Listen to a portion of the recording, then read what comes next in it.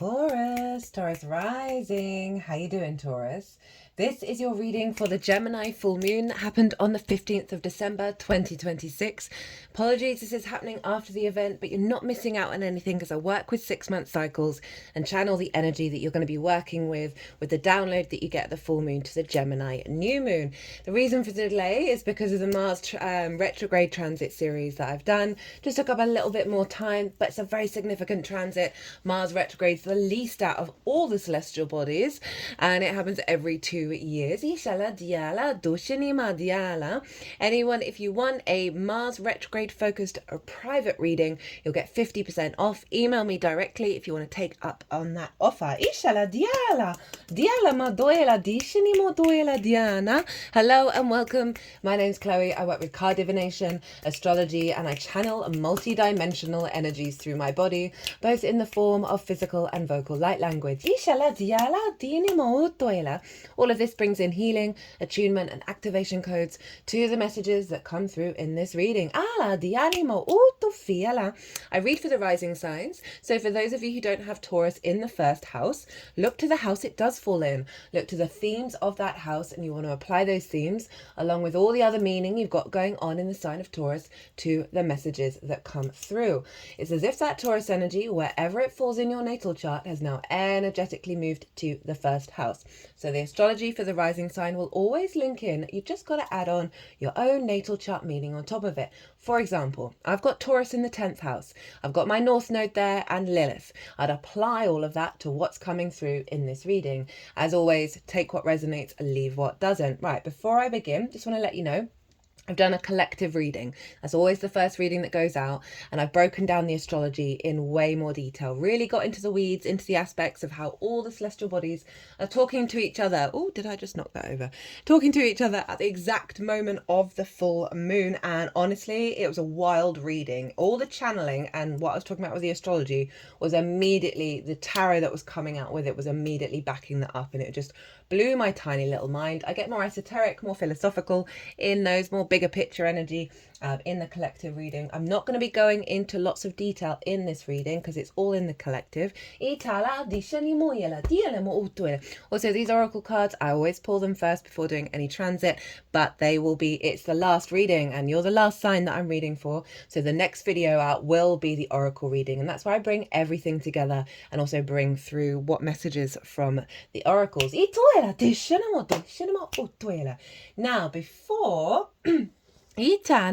I started this video, there were some opportunities around work coming in. And often what's happening before the video, before I sit down to do the reading, is an alignment, and it's very in alignment with the astrology for you, my lovely Tauruses. So where is this full moon happening? It's happening in your second house of your resources, your skills and your tools of how you manifest and bring in regular income. It's the resources that you have, it's what you value, and most importantly, how you value yourself. So the fact that I was getting opportunities come in the lead up to this is very significant to all of those themes. So I just thought I'd let you know that's what another energy that was coming through in the lead up to this reading. So those are the themes of where the moon is. And before I really get into the astrology, I'm going to be pulling tarot while I'm talking about it, and there's going to be 2 piles here. The first pile is the download that you're getting, or you got at the full moon, that you'll then be working with over the next 6 months. So even though full moons do mark an end of a cycle, a completion, as you will, we then get a download based on everything that we've learned and the completion energy that then we're then working with over the next 6 months. So that's going to be pile 1. Pile 2 is going to be how to work with that download. We're also going to be getting the card at the end of bottom of the deck when I've finished that particular part of the reading. And then I'm going to pull some cards for Mercury going direct in the sign of Sagittarius. Now, at the exact moment of the full moon, it was still retrograde. It went direct 12 hours after that. So I'm going to be pulling some messages about how to work with the direct motion. And this is the final leg of the whole retrograde cycle. So even though Mercury is direct, it's still got to go back over the degrees it retrograded over. And so it's not going to leave and activate a new cycle with the integration of everything of those 3 parts until the 3rd of January. So these cards are going to help you work with that Mercury energy until the 3rd of January. I'm also going to be pulling some oracle cards from 2 oracle decks at the end. Ishala diala, disha nemoto. Full moon in your 2nd house.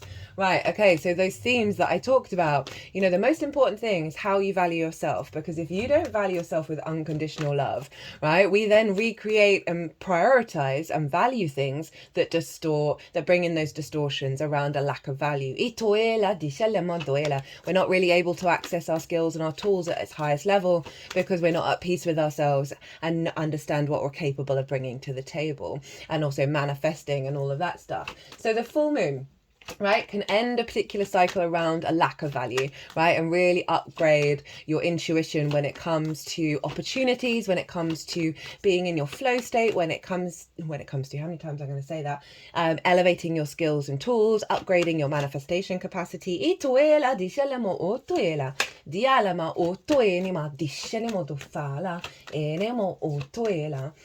This is really helping. As I said, the moon is our emotional body, our intuition, whether our needs are being met or not, how to give and receive nourishment. So often with a full moon in the 2nd house, what you bring to the table is kind of being celebrated, right? It's going to have a sense of resonance and your needs being met in a certain way. Getting more nourishment, right? This could be like a pay rise. This could be really like understanding how you want to take your skills to the next level, a realignment around the things that you value. You know, as I said, I was getting opportunities come in, so it may be, you know, if you're self-employed and it's about clients, more clients are going to be coming in over this next cycle more than they were before. That is, you know, giving you more regular income. This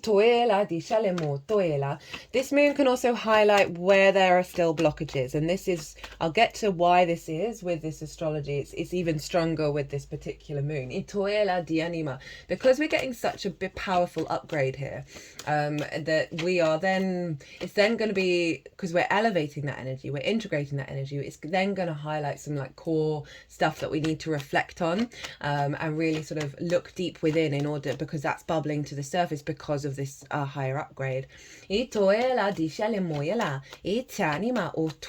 I'm generally like, the main thing is like more intuitive with your skills and tools and a confidence within them, right? And that sense of confidence, and that's going to build on your self-value, is just going to open up more space for manifesting, right? And bringing in more resources. That doesn't have to be just in the physical plane as well. That can be other things that are really just helping you overall feel incredibly confident with, you know, what it is that you're bringing to the table. So that's where the moon is. As I said, it can highlight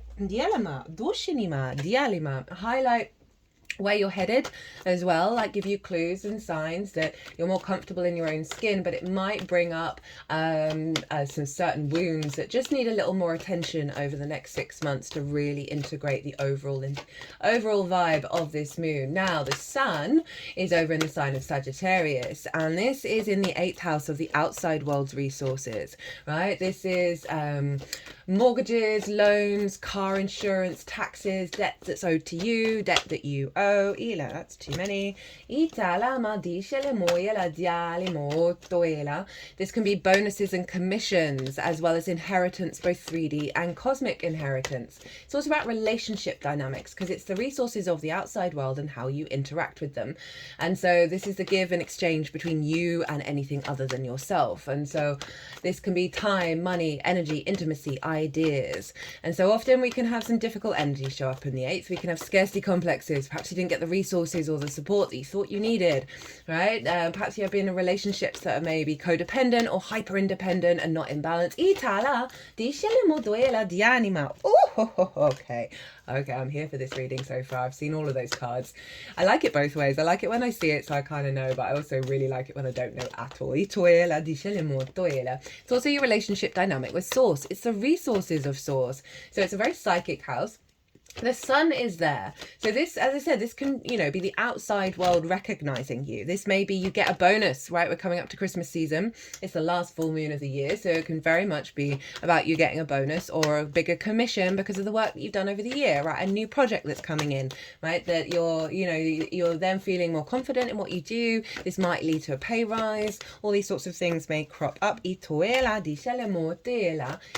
As well as strengthening your relationship with Source, a heightened vision, clarity and purpose of that sun with Source, of really getting the direct downloads, right? The real, like, where am I headed? What am I doing? How can I bring my skills and tools into life? How can I elevate them by co-creating with Source and getting downloads from Source and resources from Source? That can be synchronicities, that can just be in your flow state, that can be like beautiful messages coming in that are providing you with inspiration, that is then facilitating you are held, you are loved by Source. This could be linking into relationship dynamics. This doesn't just have to be romantic. This is the relationship you have with anything other than yourself, right? And bringing that into balance so you then are like in your power and feeling valued and feeling loved. Or there may be a certain situation that's fallen away that had stripped you of that, and now you're like, oh wait, I'm getting back to myself now. Now, one thing that this can all bring up over the next 6 months is where we still have a bit of a scarcity complex, where we're still out of balance in terms out of balance. Oh, you're reading, Taurus. I get it. Where you may be out of balance in terms of healthy giving and receiving. And so that can really bring up some wounds. Obviously, we learn our love languages from the people around us in our early years, particularly the parental figures, right? Or whoever is, has a dominance in your caretaking. It also comes from the ancestors as well. And so often we then recreate that out in the world. And so there's definitely a real shift happening here in regards to how you're showing up, right, energetically, because sometimes we can consciously show up in a certain way, but our unconscious is just going, ha ha, psych. And so this can really help shift the energy because of the boost that you're getting with the full moon, of really doing some really healthy work around co-creation.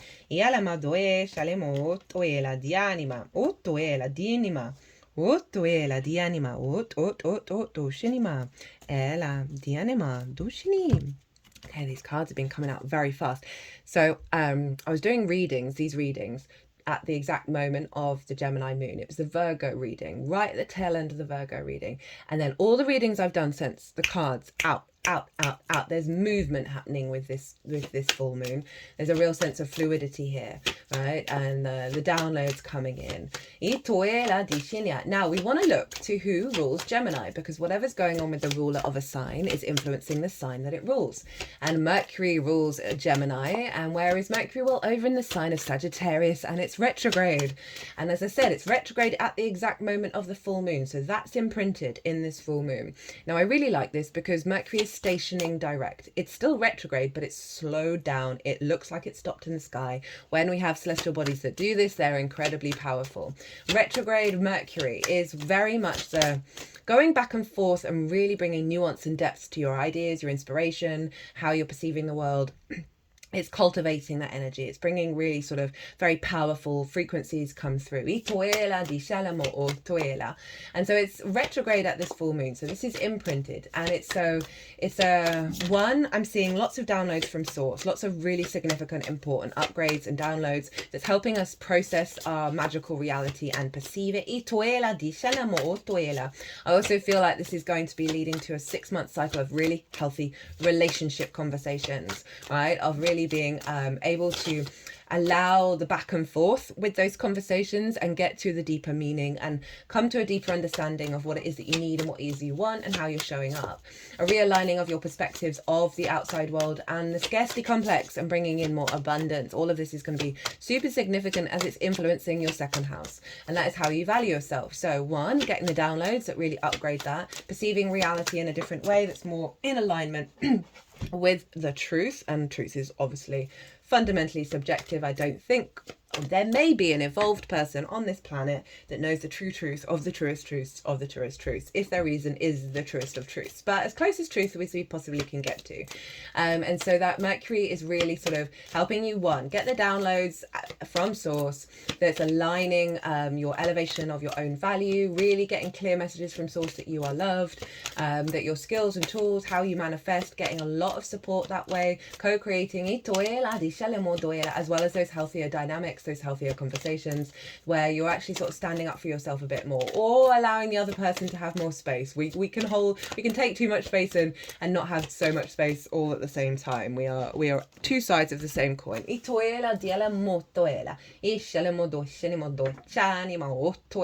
There may be a bit of back and forth in regards to, like, if you've wanted a mortgage or something that's to do with the outside world and contracts, there's still going to be a resonance of it not quite manifesting straight away if we're thinking of the more practical sides of that Mercury retrograde. But overall, it really is bringing, because it's calling you to also still reflect on the past, right, of any sort of bigger stuff in order to recalibrate. It is a real inner understanding, right, of what it is that you need to work with the outside world. And so often that can mean actually nothing, because you understand the resources within yourself, and that can be part of the journey that you're having a clarity around that, rather than externalizing your needs to relationships and the outside world. It's about calibrating that inner value, because who rules Sagittarius? Well, that's Jupiter. Where's Jupiter? Jupiter's over in Gemini, ruled by Mercury. So Jupiter is influencing Mercury, that's influencing the moon, and then it's a feedback loop. They're in each other's realms, Jupiter and Mercury. This is called mutual reception. They're essentially psychically hotlined to each other. They're facilitating each other's journeys. It goes back and forth between these two houses of what's being upgraded. So there's a real sense of fluidity between these houses. They're integrating and getting in alignment. And Jupiter is also retrograde, which is one of the reasons why we're sort of working through some wounds with all of this, because it is calling us to look to the past while at the same time bringing a deeper resonance within ourselves. So Jupiter is about faith, is about knowing, is about a confidence, the higher perspective, whereas Mercury is the details and how we're perceiving things and how we're communicating. And these two are both retrograde. There's both an inner calibration, a higher perspective, and your ability to perceive it and communicate it. And this is governing the whole chart. It did so with the Sagittarius new moon as well. And this is really realigning how you perceive things and the wisdom that you find. Right? Jupiter retrograde in the second is a questioning of your skills and tools, questioning all the things that have distorted your value, and really allowing you to bring, as I said, a depth to all of that and a deeper resonance that's going to serve you in the long term. So I'm really liking the power of this moon. Now I'm gonna list off some aspects just so you are aware of what houses they're in. I'm not going to go into any detail with them except for one. I go into detail in the collective reading, so you, as I said, you might want to go watch that. So Mercury is making a trine to Mars, who's also retrograde in the sign of Leo. That's in your fourth house of your roots and your foundations, your ancestors, both blood and soul lineage, your parental figures, the roof over your head, the things you do in private. There's a lot of trauma in there, as well as a lot of strength and a lot of building. They're both trining the North Node in Aries, which is in your 12th house, your hidden house, your house of mysteries. Anxiety, depression, loss, grief because of the unconscious responses, creating limiting beliefs, trauma responses, distorted love languages. But underneath all of that is the magic of your soul. That's your power up and the cosmic joke of the universe of placing it underneath all of that conditioning that we've got to peel back those layers. So they're forming a grand fire trine. This is an elevation of our instincts. We had it with the Sagittarius new moon, but instead of Mercury, it was the sun and the moon. And I talk more about how that's progressed from everything that we've been doing over the last couple of months in that Sagittarius new moon collective reading. So you might want to go back and watch that. That's obviously still live, 6-month cycle. Jupiter is trine Venus over in Aquarius, which is in your 10th house, right? This is your career and your life purpose, your visibility and your reputation. Jupiter is also square Saturn. In Pisces. Inima, which is your 11th house of hopes and dreams, friends, groups and alliances, and reaping the benefits from your 10th house.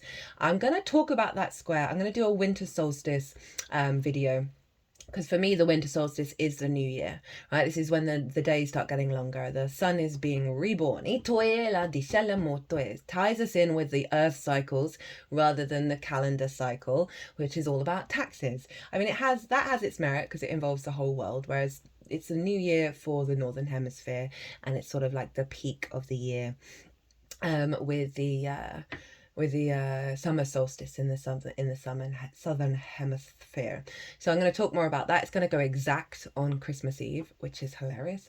It's a very powerful, potential conflict orientated but very powerful building energy, very, very long-term plan energy, that's happening on Christmas Eve.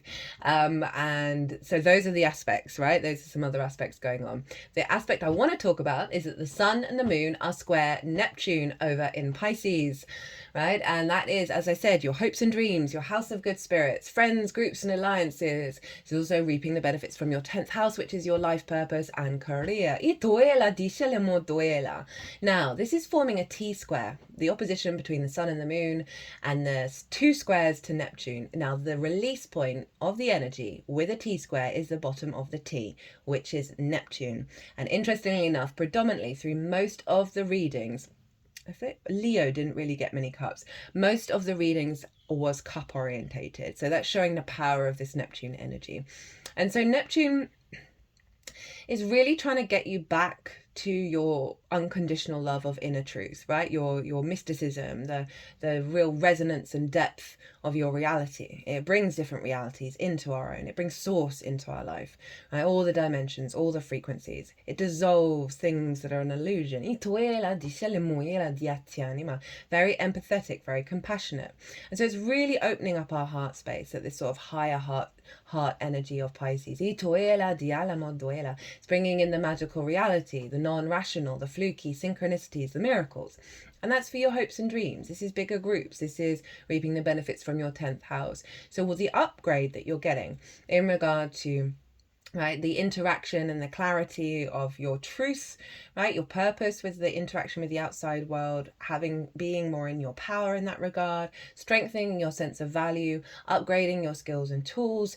You know, you can see this as you really confidently opening up space for more possibilities in the way that you hope and dream. I find the 11th house can get really stuck if we've got some like fundamental block about being able to receive, right? Being received in a group, receiving the benefits, being able to receive and expand with our hopes and dreams, like that sense of, oh, they're not manifesting because there's a fundamental part of you that's like, I'm not worthy of receiving. So this combination with the 2nd house and the 8th, where there may be distorted relationship dynamics that have impacted your value, Neptune's really helping you break out of all of that. Neptune's really helping you to get kind of a bit delusional about the way that you fantasize about your hopes and dreams.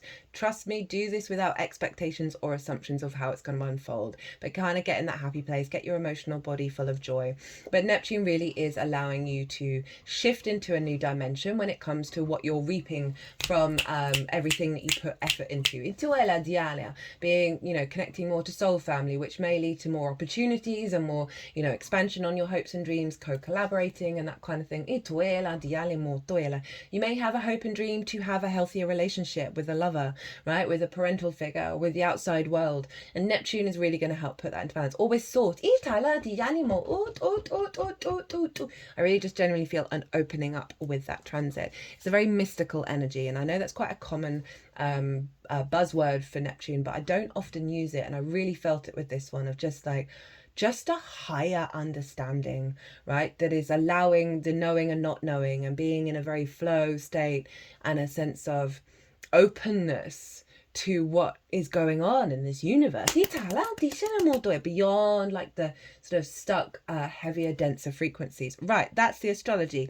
Let's get into the tarot. So, speaking of cups, the intention of this moon, the download that you're getting, that you're then going to work with over the next 6 months. 5 of Cups in reverse, the Chariot, and the King of Cups. Cups.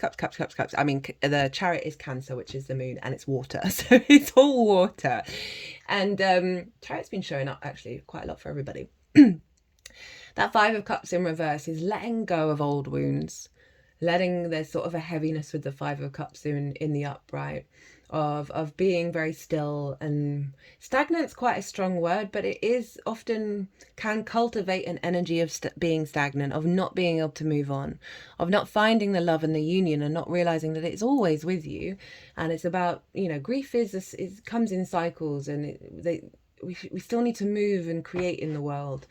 And there's obviously certain situations, whether that's relationships, or this might be linked into parental figures, or not getting the resources you need, or not being appreciated for your resources and what you're bringing to the table. There's just brought a heaviness. There's just brought a why do I even need to bother, right? Just this sense of lack of motivation, a lack of get up and go. And it's in reverse, which is great. So there's a release of that. And then we've got the Chariot, which is all movement, and the Chariot. And I love that it follows the Five of Cups in reverse, because the Chariot truly understands, the charioteer truly understands that every experience that you've had is a resource that helps you move through the world. The Chariot isn't trying to control things, isn't worrying about things, that there are no reins. It's being guided by these two sphinxes, the balance of the yin and the yang, the acknowledgement of the light and the dark, and the polarity of the universe, and how significant it is to work with that rather than reject one side or the other. The charioteer is protected. It's a victory card. So there is a sense of movement now, and the movement is taking you towards a place of victory. But it's also this alignment within yourself of being very at peace with where you are, but still being in a state of momentum. This may be about opportunities out in the world and working with the resources and going out and about, but overall in terms of your value and your skills and your tools, with that Five of Cups in reverse, is a letting go of something really heavy that is being in the unconscious spaces, that's frozen that chariot, right? That sort of made it be stuck still, and now that's really opening up for you with the download. And then we got the King of Cups. Now this is all about being in emotional awareness and objective of those emotions. It's not about denying them, but it's about knowing the power behind each of them, and that they are skills and tools for you to utilize, right? The King of Cups isn't drowning. It's floating on an ocean, in fact. So it's not getting lost in that Five of Cups anymore. And it's, in fact, using its heightened intuition and its creativity to take action from a sovereign nature. And so I really feel like this is a deep healing in your emotional body. Remember that Neptune energy, that's allowing you to start building and creating towards your hopes and dreams. It's also you being seen in a state of authority, right? And with that Pisces energy of reaping the benefits from your 10th house, that there's a sense of visibility from the outside world and the resources that you're getting from it, relationships that you're in, of you're going to be seen from a place of maturity and authority, right? You're going to be in your power.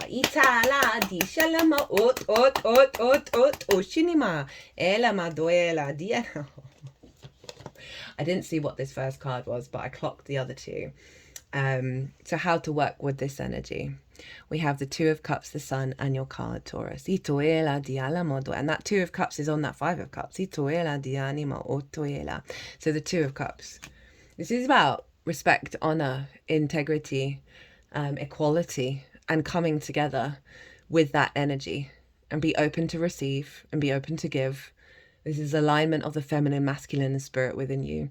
This is about respecting and loving yourself at a fundamental level, and the process in which you go through that, you're doing some deep healing, because you see the caduceus underneath the head of the lion.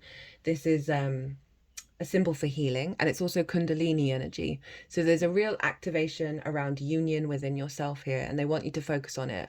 They want you to focus where this energy is and what this means to you, and cultivate that within yourself. You may then start seeing this show up in other relationships, but it's not about that. It's about the inner alignment with self, without the expectations of how it's showing up. It's about not being in conflict. It's about true love. For some of you, this may be about activating a cycle of healthy relationships. So this is about you putting that in practice, despite what other people may be doing.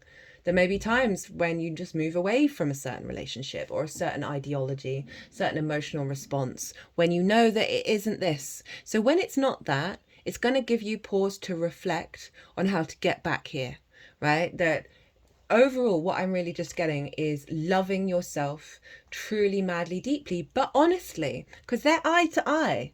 They've got to be real with each other. They can't blink. Each other will tell each other's tells. This is awareness of you, right? And what are you lying to yourself about? Where are you disrespecting yourself, right? At a fundamental level. Dialama. You got to meet yourself as how you want to be met. Sorry for such a hardcore message, but with these retrogrades, it really, for all the readings, it has been like that. But overall, this is like cultivating that love. But it's the respect, it's the honor, it's the dignity, it's the equality. For me, this is a Lilith card, right? Lilith wants those kind of relationships where it's two individuals who are independent, who are co-creating together, right? She hates hypocrisy and hierarchical systems that don't make any sense. So she'll have that conversation, and if she's met with a wall, right, she's going to pack her bags and go off. Be like, right, no, you walk your path, but this isn't interesting for me. This isn't what I need or what I want. If you want to do the work, no one else can do the work other than ourselves. And then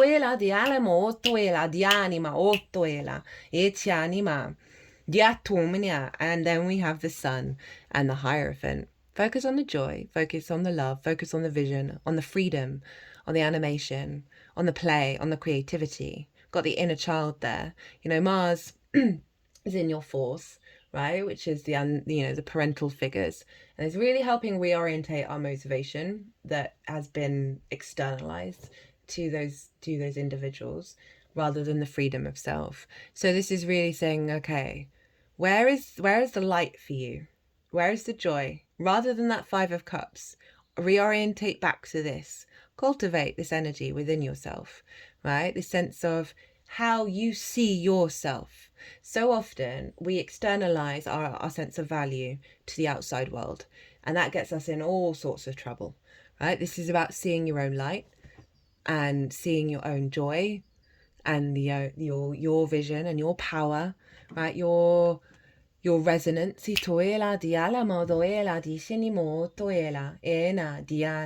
it's also saying there's a sense of you're getting downloads. You're going to get downloads that's going to help bring the creative energy, because the inner child is often found in the 5th house, which is Virgo for you,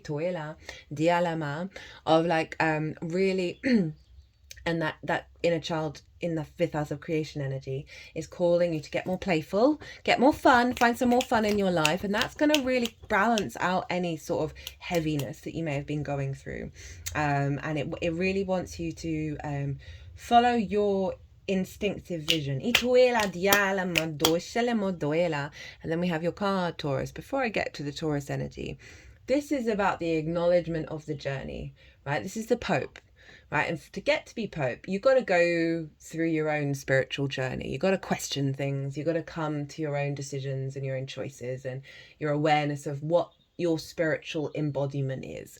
Right, you see this hand gesture, 2 fingers up, 2 fingers down. This is the benediction. This is the bridge between heaven and earth, light and dark, night and day, right? The polarity and the appreciation of the polarity, that sometimes we've got to go through some struggles in order to really know what's important for us.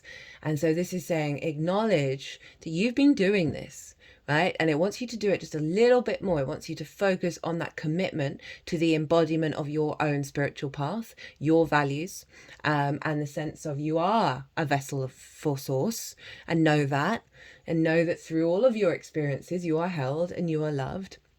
And this also, in terms of, there's a level of authority here. It wants you to understand you have something of value to communicate with others, right? In your skills and your tools, right? And there's you have a level of command in what it is that you're doing. And there might be a part of you that just isn't quite believing it. It's wanting you to believe with these cards. And this is your Taurus card. This is the embodiment of self, your rising sign, right? Of embodying, putting into practice the true values that you have. And then notice when you're not. Notice when there's distortions. Notice when, for whatever reason, in whatever situation, you blurt something out or you do a thing and you're like, but that's not me. Look at that. Look at that with love. and figure out what that means to you, where that may have come from. Maybe do a sort of meditation or get into nature, get into your body, do some stretching to let that energy come out of you. It's not about shaming or guilting or feeling like, oh, I messed up there, or how could I do that? I thought I did all this progress, I did all this work, and now I've just fallen back into an old habit. Please, please never, ever, ever flagellate yourself, self-flagellate yourself over that. It's one of the reasons why I really struggle with the 12-step program. I think it's actually, I mean, some people really need it, right? And they need that hardcore energy of once you fall off that wagon, and it can apply to anything, once you fall off that wagon, you're back at zero. I personally think that's messed up. And I really want you to be loving and kind to yourself, because you're going to learn so much when you do, because it's going to make you realize, oh no, that's not what I want to do. That's not how I want to behave. How do I bring my energy back to the way that I want to move through the world? It helps you make choices, which is one of the most important things we can do in our existence. So the cards that came through, you got two for the bottom of the deck. We got the High Priestess and the Knight of Wands. High Priestess knows she's drawing towards her that which brings abundance and fertility, as represented by the pomegranates and the palm leaves on her, the veil behind her. We have the two pillars that come up in the two sphinxes on the chariot of the physical and the unseen realms working together in balance. This is all about knowing. You could say it's faith, you could say it's trust, but she knows. She doesn't need to really go out and try and control the world. She's set an intention and she knows what she needs. Even if you don't, just hold that space for the High Priestess, that there's a part of you that really does know, and so you can kind of get out of the way of it. Ituela diala, diale mo doela di shani mo toela, ena, ena, ena. So this is a beautiful energy underlying all of that water, of a shift in your intuition, a shift in your emotional body. And it's allowing you to draw towards you that which really serves you. And then we have the Knight of Wands, movement, momentum, passions, drive, right? There's a real sense of liberation energy here. Dialama, of your instincts, that you're able to embody it. Right? Even though it's fire with the High Priestess, and the High Priestess is very yin energy, with that fire, like for me, this symbolizes what I feel the Tao or the Tao is, right? It's the non-doing, but doing. It's getting out of your own way, right? Not being in conflict, not being in anxiety or like, oh, I got to do this, I got to plan this, I got to plan that. Soften, release, getting out of conflict with expectations and assumptions. It's hard to do. And then through that softness, observe what you're instinctively drawn to do, and fire is instinct. Di toela di animo toela. And then you know that you'll see the truth of yourself through that. Itala di shenimoela di animo toela. So I really feel like you're drawing towards you situations that really serve your movement and your vibrancy in the world, and really upgrading the integration of your instincts. Remember that grand fire trine, especially with the North Node over in Aries. Itoela di animo toela di anima. So it's a real liberation energy. Atom, adinamo, auto. For you to walk your own path, apply your own values, manifest in the way that you manifest, build on your skills and tools. If someone says, oh, you're crazy for doing that, go, thank you for your opinion. I'm going to carry on doing what I'm going to do. Very empowering energy. It's Sagittarius, of like the liberation from the stuck energy of that Five of Cups. More movement when it comes to relationship dynamics. More embodiment with it that's more in alignment with the truth of your spark of spirit. Right, Mercury. What's Mercury up to? In the sign of Sagittarius going direct. Well, we've got the 10 of Pentacles. So this is the energy you're working with. This is what Mercury is activating. This is long-term legacy energy. This is big boss energy, right? And I love it for the 8th house. That could be a mortgage coming in. That could be you getting the home that's going to serve your family, your lineage. That could be a really archetypal understanding of the 10 of Pentacles in the 8th. But overall, I really feel like this is a strengthening with your connection to source.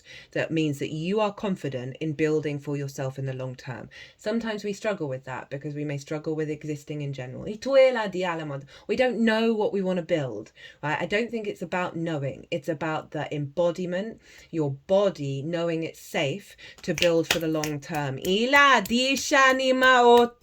getting downloads about this. About knowing what decisions to make. in order to where you're going with your skills and tools. That you're able to receive this kind of legacy energy.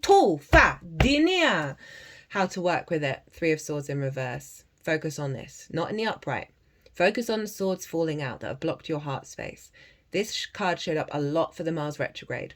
Every lunation now is imprinting and activating and leveling up Mars, because it's in the sign of Leo, ruled by the sun. In the sign, will move into Cancer, ruled by the moon. So every lunation, new and full moon alike, for quite some time, is activating that Mars in your force, which is strengthening your foundations. Go check out the Mars retrograde series. It was powerful. Not surprising. It's saying get out of the old ways of thinking that everything's going to repeat, that those swords are always going to be there. They're falling away. They're falling away. Focus on that energy. Focus on what your heart would feel like if it vibrated fully from its own understanding, right? Rather than the conditioning and the words and the spells and the perspectives, the limiting beliefs that have blocked it from truly going out in the world, like full energy of heart first. Diana at the bottom of the deck. We have the 10 of Swords in reverse. So this is how it's manifesting moving forwards. A real liberation energy. Those swords are falling away. They're all along the spine. The spine is very karmic, stores a lot of past life energy. And so these are what's immobilized you, what's paralyzed you to get up and go and be yourself. If you notice this hand gesture, there are only 3 cards in tarot that have it. And we've already gone through one of them, which is the Hierophant. The other one is the 6 of Pentacles. It's the acknowledgement of sometimes we've got to go through some stuff in order to really understand who the F we are. And this feels so liberating, the frequency coming in here, right? There's movement, there's flow, there's movement, there's a centeredness here. This Mercury retrograde cycle is coming to an end, and when it does, you're going to feel like you can get up and go. This is when the flow's coming in. This is when your perspectives, your mindset is influencing you, and not the conditioning around how you value yourself and around what skills and tools of how you bring in regular income. There may be some poverty mindsets, right, that have, because in the 8th house regards to past life energy or ancestors, around the resources, around healthy relationships, love languages that we learn that have trapped you from love languages that we learn. Gemini underneath that, full underneath that. 5 of Pentacles, moving away from that scarcity complex, operating from your own space and moving into the world through a state of union. Right, let's get into the oracle cards before I keep pulling all the cards out. Right, this is from the 4 Agreements Oracle, based on a book by the same name. It was written by a Virgo sun. The deck was given to me by a Gemini rising. It's a very mercurial deck. It always comes out when Mercury's being a boss. So don't take anything personally. Be immune to others' opinions. I mean, that's just summed up everything. Oh, it's a turtle. Very magical creatures, those. I feel like I'm getting the stability, because turtles live for a long time. I'm getting that stability of the ebb and flow, and the being in the flow of the ocean, right? Of intuitively knowing where you need to go, and just having like a very core inner knowing about what the process is, that's kind of freeing up a lot of energy, so you can get more creative and really refine the way that you flow through the world. What others say and do is a projection of their own reality, their own dream. When you are immune to the opinions and actions of others, you won't be the victim of needless suffering. Well, that's tied in with the with that 5 of Cups in reverse. Yeah, so again, it's like, don't take things personally. You know, all these potential things that have limited your own value, your sense of value, right? And the relationship dynamics in your life with the outside world, with source, with other people, that have influenced all of that, right? What they've done to you of maybe, you know, like, oh, well, I'm not worthy of this. I'm not worthy of these resources, of being able to receive all of this. And that gets layers and layers and layers and layers and layers. And so practicing, nothing is personal. It really isn't. It's mostly projection of their own nonsense. I had to learn that lesson. Oh, it took me a while. It took me several times on the roller coaster to really go, oh wait, this has got nothing to do with me, when it just felt so insane. I'd been in so many situations that you can feel the illusion, you can feel the delusion around it, but they're so in it, and you're just sitting there going, this is madness. But then you internalize it and you're like, why does this keep showing up? What is it about? But often when you're sort of, yeah, it's a tricky one. When you stand by your own values and your own integrity, that can get people's heckles up. So don't let them get you down, Taurus. And this is a really great practice to sort of, when everything's going on, like, and you just sort of go in your inner self and you're like, none of this is personal. And then when you feel safe in your body while something like chaotic is going on that's reflecting an old cycle, you can then, when you're feeling safe, you can then say to your body, say to your emotional body, can you please release anything that's linked into this particular example that's going on that I may not be consciously aware of, and consciously aware of that, releasing it with this sense of safety that you feel. And that's really going to help you work, especially with that Hierophant energy. Obviously Taurus is the personal connection to earth, right? It's your body, so doing a lot of body work can really help release that, right? Oh, I love this card that you've got, the final oracle card. So this is from Rainbow Brainskull, one of my new favorite decks. This is perfect. This is perfect. Would you be nervous performing for a galaxy you'd never see again? This incarnation is just a one-stop on a galactic tour. Do you still worry about what the kids in daycare thought of you? You're still just a baby in the cosmos. Don't be nervous expressing yourself. One day you'll be on to the next world. That so sums up the sort of limitation, the diminishings of self that we can get through various experiences that stop you from fully embodying your own values, of valuing yourself, of manifesting in your truth of yourself, of performing with your skills and your tools. Get up and go do the damn thing, Taurus. You got this. Look at this. You got this. Big power energy, big power. Dialamo duela. Right, you got 2 10s with that Mercury energy. Right, it's a real sense of strength coming in. Ituela, dialamo duela. Right, I'm going to leave it there. Otherwise I could keep talking for ages. Right, Taurus, I hope you enjoyed this reading. I certainly did. If it resonated, hit that like button, leave me a comment. It would bring me so much joy. If you want a personal reading, as I said, Mars retrograde personal readings are 50% off at the moment. Email me directly if you want to take up on that offer. If you want a reading on anything else that is coming up, it doesn't have to be astrological based. It can be anything at all, just channeling into your higher self.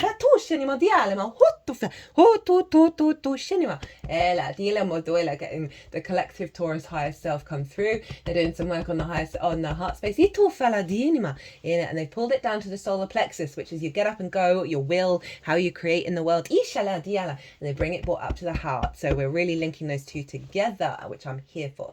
Yeah, my website is in the description box. If you want to pay by PayPal, email me directly. My email address is also there as well.